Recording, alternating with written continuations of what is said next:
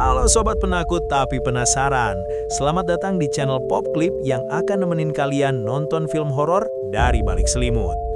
Pernah gak sih lu ngerasa udah dapet jackpot karena nemu rumah gede, antik, dan harganya miring banget? Mending lu hati-hati, karena pada film yang akan gua ceritain ini, ada sebuah keluarga yang baru aja ngerasain diskon berdarah.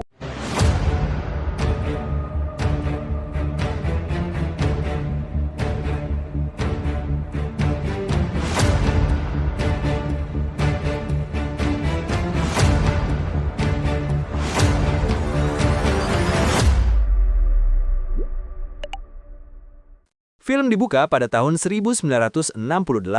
Kita langsung dikenalin sama dua mahasiswi yang ketakutan setengah mati gara-gara boneka porselen bernama Annabelle. Mereka bercerita ke sepasang suami istri ahli paranormal terkenal, Ed dan Lorraine Warren. We are beyond terrified. We don't know what's going on or what to do. Ed ini ahli demonologi, sementara Lorraine punya kemampuan indigo atau clairvoyant. Ternyata, boneka itu cuma wadah buat iblis yang pengen masuk ke tubuh manusia. Warren pun mengamankan boneka itu ke museum pribadi mereka di rumah. Intinya, jangan main-main sama barang antik kalau nggak mau hidup lo berantakan. Lalu, scene beralih ke keluarga Perron pindah rumah pada tahun 1971.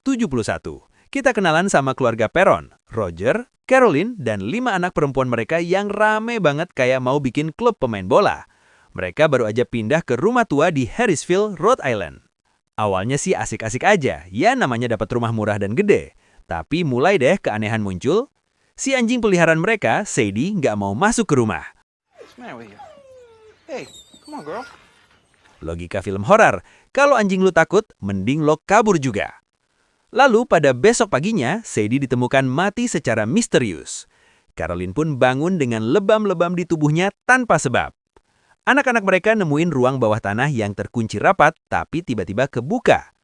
Teror pun semakin menjadi. Hari demi hari, terornya nggak main-main lagi.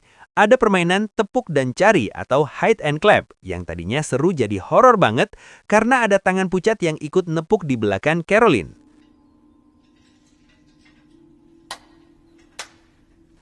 Puncaknya, salah satu anak mereka, Christine, ngerasa ada yang narik kakinya pas tidur.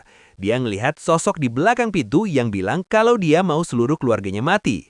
Caroline yang dengar itu langsung lari, tapi malah terjebak di ruang bawah tanah dan diteror sama hantu yang tepuk tangan tepat di samping telinganya. Jumpscare legendaris nih. Hey, wanna play hide and clap?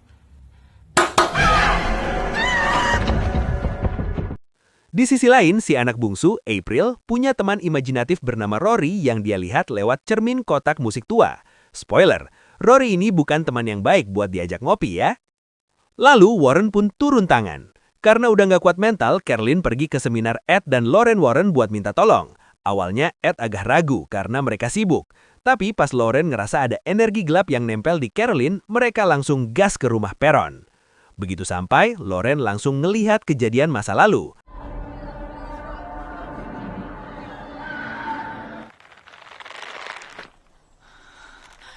Ternyata rumah itu punya sejarah kelam.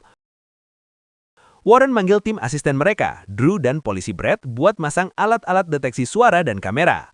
Ed dan Lorraine nemuin fakta kalau tanah itu dulunya milik wanita bernama Bathsheba Sherman. Dia ini penganut sekte setan yang bunuh bayinya sendiri sebagai tumbal buat iblis, terus dia gantung diri di pohon depan rumah sambil mengutuk siapapun yang berani nempatin tanah itu. Lalu terjadilah kerasukan massal.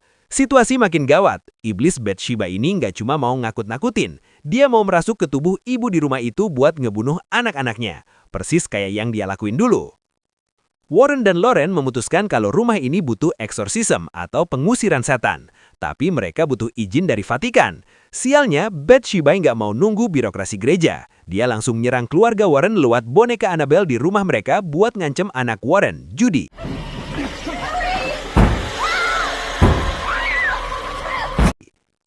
Caroline akhirnya benar-benar kerasukan total. Dia bawa 2 anaknya balik ke rumah tua itu buat dibunuh.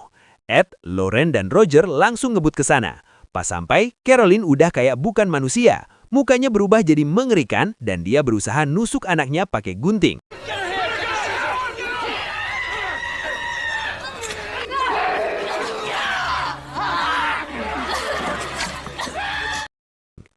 Seperti yang lo pada tahu, kekuatan kasih ibu pada anaknya tak akan kalah hanya karena boneka setan semata.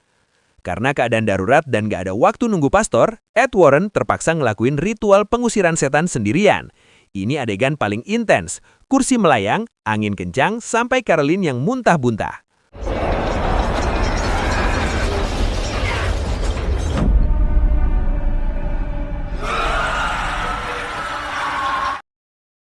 Lauren sadar kalau cara ngalahin iblis ini bukan cuma pakai doa, tapi pakai memori bahagia.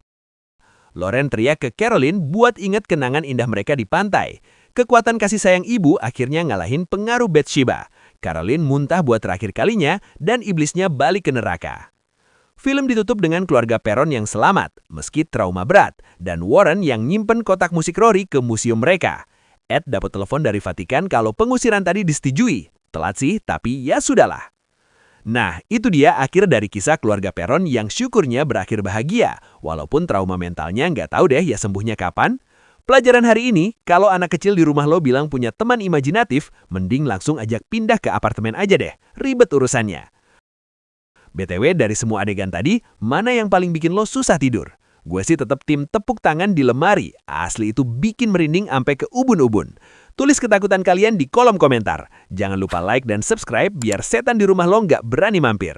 Gue Walis, pamit dulu sebelum ada yang nepuk bahu gue dari belakang. Dadah!